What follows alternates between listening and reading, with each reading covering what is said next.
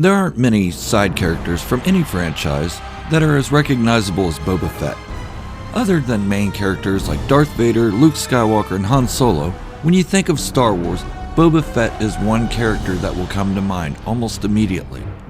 With his Mandalorian armor, cool demeanor, and expressionless mask, he is one of the faces of the Star Wars franchise. But what did he actually do to deserve this honor?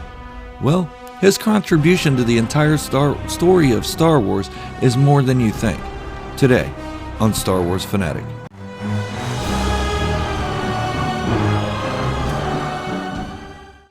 While you're here, go ahead and hit the subscribe button and turn on notifications. And now, into the topic that I see as controversial.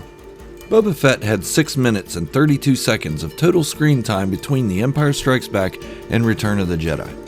But he has made a huge impact on not only the Star Wars fans, but the entire Star Wars story. Not just the original trilogy either, the prequel trilogy and the sequel trilogy as well. Think about it, a character with 6 minutes and 32 seconds of screen time determined the outcome of Darth Vader, Anakin Skywalker, Luke Skywalker, Obi-Wan Kenobi, Rey, and Ben Solo or Kylo Ren. How? Well, let's look at it. Before I get into the story, I'll first go over the marketing standpoint. Boba Fett was one of the most sought-after toys from the Kenner line of Star Wars in the early 1980s to the mid-1980s. The kids then didn't just collect the figures and leave them in the box.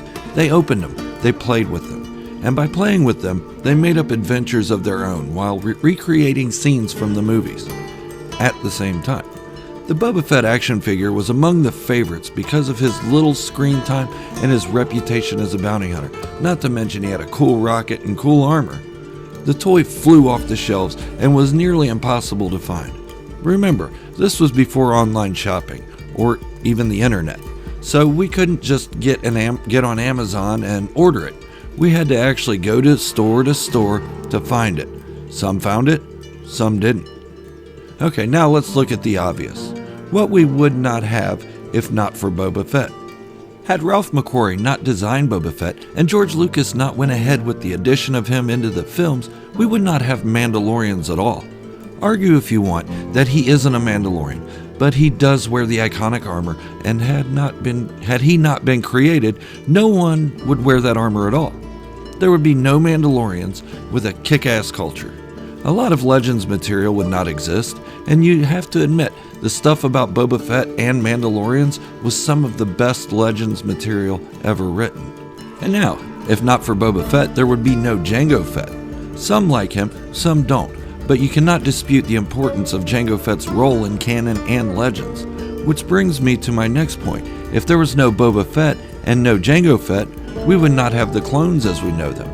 The older generation may be keen on Boba Fett, but the generation that grew up with the prequel trilogy loved the clones, and some loved Jango Fett.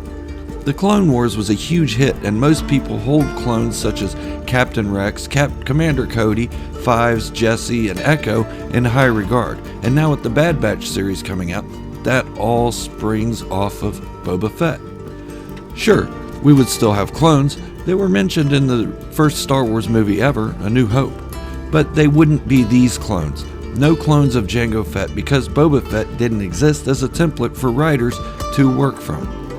Who knows, they may have been cloned after Dengar or something. Not a bad concept, but still not the clones we know and love. And now for the big part, the stories of major characters and our own viewing experience. In 1980, when The Empire Strikes Back was released, we got one of the biggest, if not the biggest, reveals in all of cinema history. Darth Vader telling Luke Skywalker, "No, I am your father." What does this have to do with Boba Fett, though? Well, everything. And it doesn't just show in the original films, but also print media that has been written in recent years as canon. I will start with the originals. Darth Vader enlists the help of bounty hunters to track Han Solo. He needs Solo and company as bait for Luke Skywalker, the farm boy who destroyed the Death Star. Included in the team of bounty hunters that Darth Vader hired was Dengar, Bosk, IG-88, Forlom, Zuckuss, and Boba Fett. Of them, only Boba Fett was successful in tracking the Millennium Falcon. He wasn't just successful, It seems as soon as Darth Vader told him what the job was going to be and to track it, he found it. So Boba Fett did what Boba Fett does. He proved he is the best bounty hunter in the galaxy and tracks Han and friends to the mining colony of Bespin. There, Vader sets the trap for Luke Skywalker, and Luke takes the bait. Vader corners him and tells him the iconic line, "No, I am your father." If not for Boba Fett, that would not have happened at all. Period. And it doesn't matter which bounty hunter would have found Han Solo, it would not have happened. Why? Well, that brings me to the next bit, the recent Darth Vader comics. The one I'm referring to is Vader, first printed in 2015. The first Death Star has just been destroyed. Darth Vader could feel how strong the Force was in the boy responsible for the space station's demise. That is what we see at the end of A New Hope. The comic picks up shortly after. Darth Vader is seen meeting with Boba Fett and his Wookiee counterpart at the time. He needs Boba to gather information about the boy or capture him. This is the first time the two meet in their current form. Of course, we see in the Clone Wars that young Boba Fett and Anakin Skywalker did have an interaction or two. Boba Fett sets off on the assignment. He questions the Mos Eisley Cantina folks and tracked down places the farm boy had been. One of those places was Obi-Wan Kenobi's hut beyond the Dune Sea. While there, it just so happens that Luke shows up.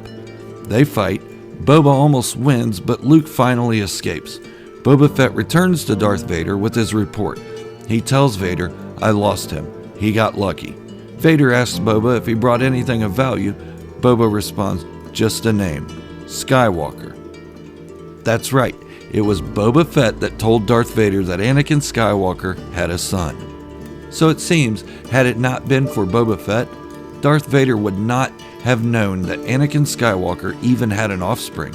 So the "No, I am your father" would not have happened at all.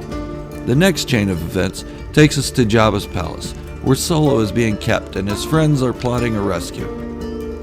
Who took Han Solo to Jabba? That's right, it was Boba Fett. So none of this story would have even happened. Han Solo did a great job at avoiding Jabba the Hutt up until Boba Fett got involved. So the entirety of the Jabba the Hutt sequences in Return of the Jedi would not have happened if not for Boba Fett. It may have happened eventually, but not in the way we got it. And who knows if it would have happened at all. Han may have just paid off Jabba the Hutt and been done with it. Not a very interesting story if you ask me. But that is where Han was headed just before the Battle of Hoth took place and sidetracked him into concentrating on fleeing from the Empire. Then, that leads us back to Boba Fett. Now, the end of Return of the Jedi has Anakin Skywalker's redemption. This was in part because of Luke Skywalker's faith in his father, but also in part because of Boba Fett. Remember, it was due to Boba Fett that Darth Vader knew he had a son. Then, it was Darth Vader who relayed that message to Luke Skywalker. Had he not known, Luke would have went on thinking Darth Vader killed his father, Anakin Skywalker, and wanted to kill him. Which brings me to how it changed the character of Luke Skywalker. After Obi-Wan Kenobi told Luke of Vader's betrayal, Luke was set on revenge, avenging his father's death that he believed happened at the hands of Darth Vader. Revenge, vengeance, non-Jedi traits. Traits that would lead a Force user to the dark side of the Force. Had Luke continued, the dark side would have forever dominated his destiny, and he may have ended up as an agent of evil as Palpatine's new apprentice. Darth Vader and Anakin Skywalker would be dead, and Luke would have been the one to have killed them. No redemption for Anakin, and Luke would be a Sith Lord. That means most of the sequel trilogy would not exist. If Ben Solo existed at all, he would not have known who his grandfather was, only that his uncle was a Sith. Some fans are probably cheering about this part of it, but Star Wars would be completely different from the second movie all the way through all the shows, comics, prequels, and sequels. So when I am asked why Boba Fett is my favorite character, and the argument is always, he didn't do anything. Just think, 6 minutes and 32 seconds of screen time and one appearance in a comic book made Boba Fett one of the most important characters in the entire Skywalker saga. Boba Fett is Mandalore, and Star Wars to me. Okay, so that's my theory as to how important Boba Fett has been to the entirety of Star Wars. Let me know what you think in the comments below. Do you agree? Disagree? I'd be happy to talk with you about it. If you're new to the channel or are afraid of commitment, go ahead and hit the subscribe button and turn on notifications to stay up to date on my Boba Fett, Mandalorian, and general Star Wars theories and discussions. Also, check out my fanfiction videos that center around the missing years of Boba Fett after the Sarlacc pit. Hit the thumbs up to show your support for what I do here and share the video with your friends. Also, don't forget I do have channel memberships live for extra content and shoutouts. This Saturday at 1 p.m. Eastern Standard Time, I will be doing a live stream with a chat for all who can attend. The last one was really fun and I hope to see more of you there. Thank you for watching, and remember, this is the way. The only way.